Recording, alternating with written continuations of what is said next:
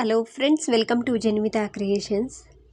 Friends, ಇವತ್ತಿನ design ಹಾಕೋದಕ್ಕೆ needle ಬಂದು 10 ತಗೊಂಡಿದ್ದೀನಿ. 6 ಎಳೆ ದಾರ ತೆಗೆದು ನಾಟ್ ಹಾಕೊಂಡಿದ್ದೀನಿ. ಒಂದೇ ಸ್ಟೆಪ್ಪಲ್ಲಿ ಹಾಕುವಂಥ ಒಂದು ಸಿಂಪಲ್ ಆ್ಯಂಡ್ ಈಸಿ ಸೀರೆ ಕುಚ್ಚು ಡಿಸೈನು. ಮೊದಲಿಗೆ ನಾನು ಇಲ್ಲಿ ಲಾಕ್ ಮಾಡ್ತಾ ಇದ್ದೀನಿ. ಲಾಕ್ ಆದಮೇಲೆ ಅದ್ರ ಪಕ್ಕದಲ್ಲಿ ಒಂದು ಸಲ ಲಾಕ್ ಮಾಡ್ಕೊಳ್ತಿದ್ದೀನಿ.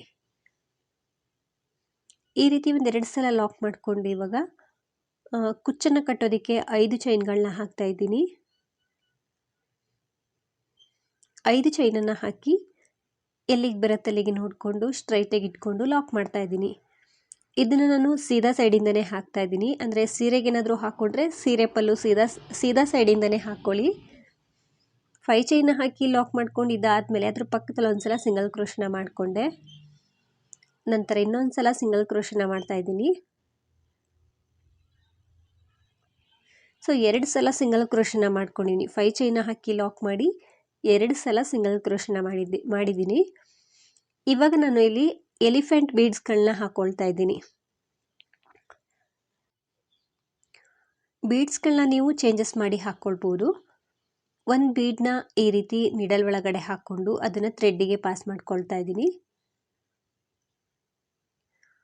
ಥ್ರೆಡ್ಡಿಗೆ ಹಾಕ್ಕೊಂಡ್ಮೇಲೆ ಬೀಡ್ ಲಾಕ್ ಮಾಡಬೇಕು. ಬೀಡ್ ಲಾಕ್ ಆದಮೇಲೆ ಅದನ್ನು ಲೇಸ್ ಮೇಲೆ ಲಾಕ್ ಮಾಡಬೇಕು.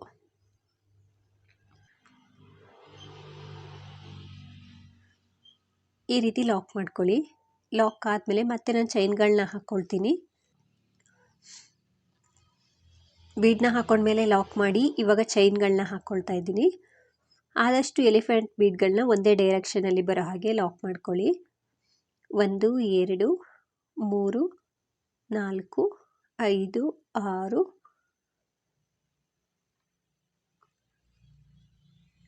6 7 ಚೈನ್ಗಳನ್ನ ಹಾಕಿದ್ದೀನಿ.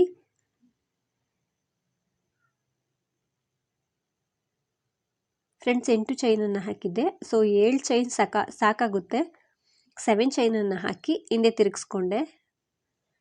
ಈ ಸೈಡ್ ಲಾಕ್ ಇದೆ ನೋಡಿ, ಇದ್ರ ಮೇಲೆ ಲಾಕ್ ಮಾಡ್ತಾ ಇದ್ದೀನಿ. ಅಂದರೆ ಫಸ್ಟ್ ಒಂದು ಸಿಂಗಲ್ ಕ್ರೋಶದ ಮೇಲೆ ಲಾಕ್ ಮಾಡ್ತಾ ಇದ್ದೀನಿ. ಲಾಕ್ ಆದಮೇಲೆ ಅದ್ರ ಪಕ್ಕದಲ್ಲಿ ಒಂದು ಸಲ ಸಿಂಗಲ್ ಕ್ರೋಶ ಇದೆಯಲ್ವಾ, ಅದ್ರ ಮೇಲೂ ಕೂಡ ಸಿಂಗಲ್ ಕ್ರೋಶನ ಮಾಡಬೇಕು. ಇವಾಗ ಸೀದಾ ಸೈಡ್ಗೆ ತಿರುಗಿಸ್ಕೊಳ್ಬೇಕು. ಸೊ ಹಿಂದೆಯಿಂದ 2 ಸಲ ನಾವು ಲಾಕ್ ಮಾಡಬೇಕಾಗುತ್ತೆ. ಫ್ರೆಂಡ್ಸ್, ಇಲ್ಲಿ ಲಾಕ್ ಅಂದರೂ ಕೂಡ ಒಂದೇ, ಸಿಂಗಲ್ ಕ್ರೋಶ ಅಂದರೂ ಕೂಡ ಒಂದೇ. ಇವಾಗ ನಾನು ಚೈನ್ಗಳನ್ನ ಹಾಕ್ಕೊಳ್ತೀನಿ. 1 2 ಚೈನ್ಗಳನ್ನ ಹಾಕಿ ಸೂಜಿ ಮೇಲೆ ಒಂದು ಸಲ ಥ್ರೆಡ್ಡನ್ನು ಸುತ್ತಕೊಂಡು ಬೀಟ್ ಕೆಳಗಡೆ ಇರುವಂತಹ 7 ಚೈನ್ ಗ್ಯಾಪಲ್ಲಿ ಹೋಗಿ ಥ್ರೆಡ್ಡನ್ನು ತಂದರೆ ಸೂಜಿ ಮೇಲೆ 3 ಲೂಪ್ಗಳಿರುತ್ತೆ. 2ರಿಂದ ಒಂದು ಸಲ ಮತ್ತು 2ರಿಂದ ಒಂದು ಸಲ ಥ್ರೆಡ್ಡನ್ನು ಮೇಲೆ ಪಾಸ್ ಮಾಡಿಕೊಂಡ್ರೆ ಡಬಲ್ ಕ್ರೋಶ ಕಂಬ ಆಗುತ್ತೆ. ನಂತರ 3 ಚೈನ್ನ ಹಾಕ್ತಾ ಇದ್ದೀನಿ. 3 ಚೈನ್ನ ಹಾಕಿ ಅದೇ ಕಂಬಕ್ಕೇ ಲಾಕ್ ಮಾಡ್ತಾ ಇದ್ದೀನಿ. ಅಂದರೆ ಕಂಬದ ಕೆಳಗಡೆ ಹೋಗಿ ಥ್ರೆಡ್ಡನ್ನು ತಂದು ಲಾಕ್ ಮಾಡ್ತಾ ಇದ್ದೀನಿ. ಇಲ್ಲೊಂದು ಪಿಕೋಟ್ ಆಗುತ್ತೆ.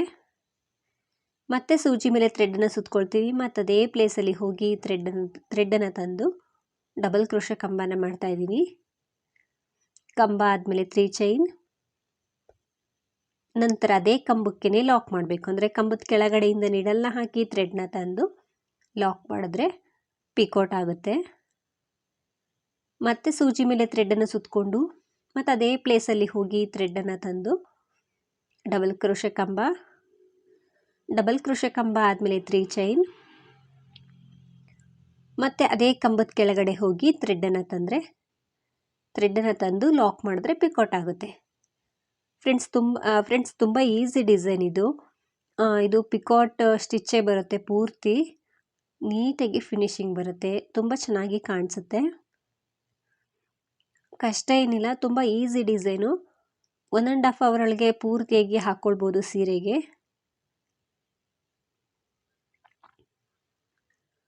ಸೊ ಕಂಬನ ಮಾಡಿ 3 ಚೈನ್ನ ಹಾಕಿ ಅದೇ ಕಂಬಕ್ಕೆ ಲಾಕ್ ಮಾಡಬೇಕು. ಈ ರೀತಿ ಬರ್ತಾ ಹೋಗುತ್ತೆ.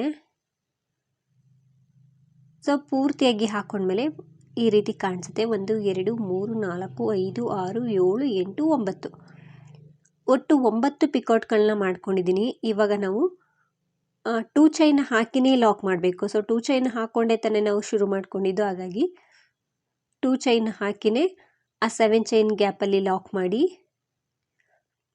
ನಂತರ ಲೇಸ್ ಮೇಲೆ ಲಾಕ್ ಮಾಡಬೇಕು. ಆಲ್ರೆಡಿ ಸಿಂಗಲ್ ಕ್ರೋಶ ಇರುತ್ತೆ ಲೇಸ್ ಮೇಲೆ, ಅದ್ರ ಪಕ್ಕ ಇನ್ನೂ ಒಂದು ಸಲ ಸಿಂಗಲ್ ಕ್ರೋಶ. ನಂತರ ಅದ್ರ ಪಕ್ಕದಲ್ಲಿ ಇನ್ನೂ ಒಂದು 2 ಸಲ ಸಿಂಗಲ್ ಕ್ರೋಶನ ಮಾಡ್ಕೊಳ್ತಿದ್ದೀನಿ. ಏನಕ್ಕೆ ಅಂದರೆ ಇಲ್ಲಿ ಕುಚ್ಚು ಮತ್ತು ಆರ್ಚು ತುಂಬ ಹತ್ರ ಆಯಿತು, ಆ ಕಾರಣಕ್ಕೆ. ಸೊ ಆರ್ಚ್ ಆದಮೇಲೆ ಒಂದು 2 ಸಲ ಸಿಂಗಲ್ ಕ್ರೋಶ ಜಾಸ್ತಿ ಮಾಡ್ಕೊಳ್ತಿದ್ದೀನಿ. ಬೇಕು ಅಂದರೆ ಬೀಡನ್ನ ಹಾಕ್ಕೊಳ್ಬೋದು. ಸೊ ಇಲ್ಲಿ 5 ಚೈನ್ನ ಹಾಕಿದ್ದಾದಮೇಲೆ 3 ಸಲ ಸಿಂಗಲ್ ಕ್ರೋಶ ಇದೆ. ಈ ಸೈಡ್ ಕೂಡ 3 ಸಲ ಸಿಂಗಲ್ ಕ್ರೋಶ ಹಾಕ್ಕೊಂಡಿದ್ದೀನಿ.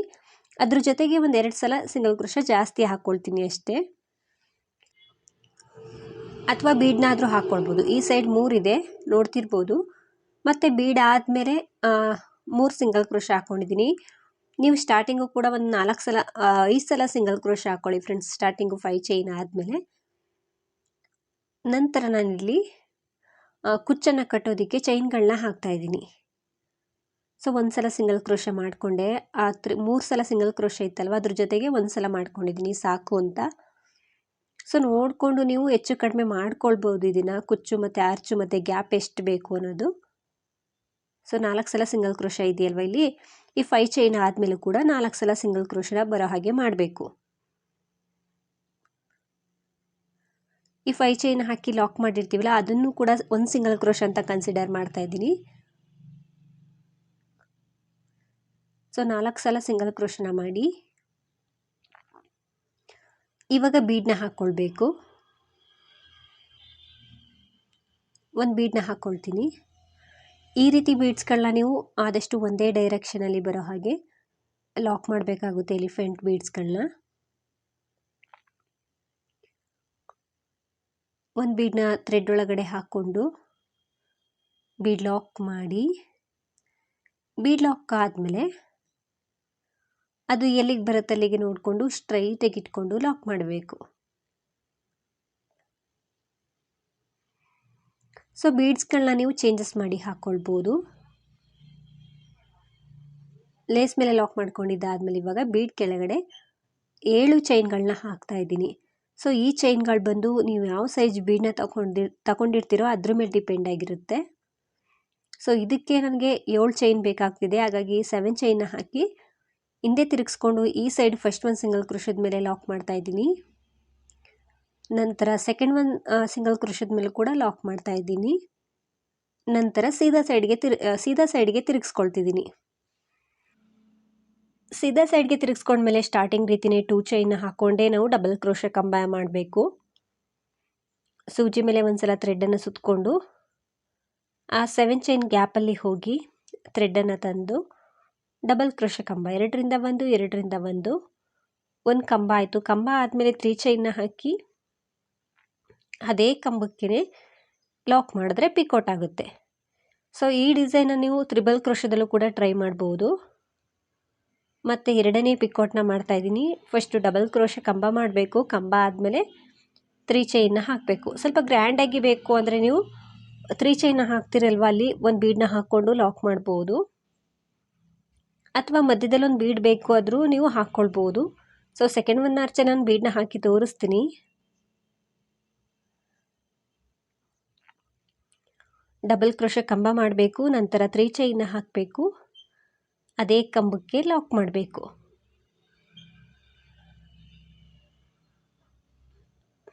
ಸೊ ಈ ಸೈಡು 4 ಪಿಕೋಟ್ ಬರೋ ಹಾಗೆ ಮಾಡಬೇಕು ಮೊದಲಿಗೆ. ಡಬಲ್ ಕ್ರೋಶ ಆದಮೇಲೆ 3 ಚೈನ್, ನಂತರ ಅದೇ ಕಂಬಕ್ಕೆ ಲಾಕ್. ಮತ್ತು ಸೂಜಿ ಮೇಲೆ ಥ್ರೆಡನ್ನು ಸುತ್ಕೊಳ್ತೀನಿ. 4 ಪಿಕೋಟ್ ಆಗಿದೆ ಅಲ್ವ, ಇವಾಗ ನಾವು ಒಂದು ಬೀಡನ್ನ ಹಾಕ್ಕೊಳ್ಬೇಕು. ಹಾಗಾಗಿ ಡಬಲ್ ಕ್ರೋಶ ಕಂಬ ಮಾಡಿ ಒಂದು ಚೈನ್ನ ಹಾಕಬೇಕು. ಒಂದು ಚೈನ್ನ ಹಾಕ್ಕೊಂಡು ಒಂದು ಬೀಡನ್ನ ಹಾಕ್ಕೊಳ್ಬೇಕು. ಇಲ್ಲಿ ನಾನು ಒಂದು ಸ್ಮಾಲ್ ಬೀಡನ್ನ ಹಾಕ್ಕೊಳ್ತಾ ಇದ್ದೀನಿ. ಒಂದು ಬೀಡನ್ನ ಹಾಕಿ ಬೀಡ್ ಲಾಕ್ ಮಾಡಿ ನಂತರ ಅದೇ ಕಂಬಕ್ಕೆ ಲಾಕ್ ಮಾಡಬೇಕು. ಅಂದರೆ ಕಂಬದ ಕೆಳಗಡೆ ಹೋಗಿ ಥ್ರೆಡನ್ನು ತಂದು ಲಾಕ್ ಮಾಡಿದ್ರೆ ಒಂದು ಪಿಕೋಟ್ ಆಗುತ್ತೆ. ಮತ್ತು ಸೂಜಿ ಮೇಲೆ ಥ್ರೆಡನ್ನು ಸುತ್ತಕೊಳ್ಬೇಕು, ಡಬಲ್ ಕ್ರೋಶ ಕಂಬ ಮಾಡಬೇಕು. ಸೊ ಬೀಡ್ಗಿಂತ ಮುಂಚೆ 4 ಪಿಕೋಟ್ ಇತ್ತಲ್ವ, ಹಾಗಾಗಿ ಈ ಸೈಡು ಕೂಡ 4 ಪಿಕೋಟ್ ಬರೋ ಹಾಗೆ ಮಾಡಬೇಕು. ಡಬಲ್ ಕ್ರೋಶ ಕಂಬ ಮಾಡಿ 3 ಚೈನ್, ನಂತರ ಅದೇ ಕಂಬದ ಕೆಳಗಡೆ ನಿಡಲ್ನ ಹಾಕಿ ಥ್ರೆಡನ್ನು ತಂದು ಲಾಕ್ ಮಾಡಿದ್ರೆ ಪಿಕೌಟ್ ಆಗುತ್ತೆ. ನಾನಿಲ್ಲಿ ಪೂರ್ತಿಯಾಗಿ ಹಾಕ್ಕೊಂಡಿದ್ದೀನಿ. ಸೊ ಕೊನೆಯಲ್ಲಿ ನಾವು 2 ಚೈನ ಹಾಕಿನೇ ಲಾಕ್ ಮಾಡಬೇಕು, ಇಲ್ಲಾಂದರೆ ಫಿನಿಶಿಂಗ್ ಚೆನ್ನಾಗಿ ಕಾಣಿಸೋದಿಲ್ಲ. 2 ಚೈನ ಹಾಕಿ 7 ಚೈನ್ ಗ್ಯಾಪಲ್ಲೇ ಲಾಕ್ ಮಾಡಿ ನಂತರ ನಾವು ಲೇಸ್ ಮೇಲೆ ಲಾಕ್ ಮಾಡಬೇಕು. ಸೊ ಇಲ್ಲಿ ಮಧ್ಯದಲ್ಲಿ ಬೀಡನ್ನ ಹಾಕ್ಕೊಂಡಿದ್ದೀನಲ್ವ, ಇದನ್ನು ಬೇಕಿದ್ರೆ ಹಾಕ್ಕೊಳ್ಬೋದು ಅಥವಾ ಸ್ಕಿಪ್ ಮಾಡ್ಬೋದು.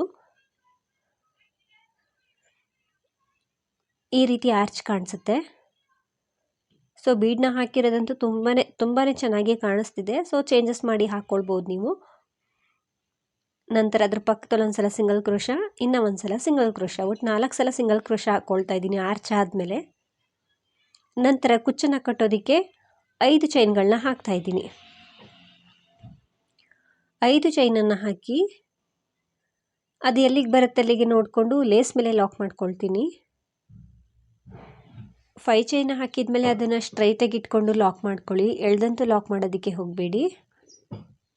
ಈ ರೀತಿ ಆರ್ಚ್ ಬರುತ್ತೆ. ಸೊ ಇದೇ ರೀತಿ ನಾನು ಪೂರ್ತಿಯಾಗಿ ಆರ್ಚನ್ನು ಕಂಪ್ಲೀಟ್ ಮಾಡ್ಕೊಳ್ತೀನಿ. ಸೊ ಸೆಕೆಂಡ್ ಒಂದು ಆರ್ಚ್ಗೆ ಬೀಡನ್ನ ಹಾಕ್ಕೊಂಡಿದ್ದೀನಿ. ಸೊ ತುಂಬ ಚೆನ್ನಾಗಿ ಬಂದಿದೆ.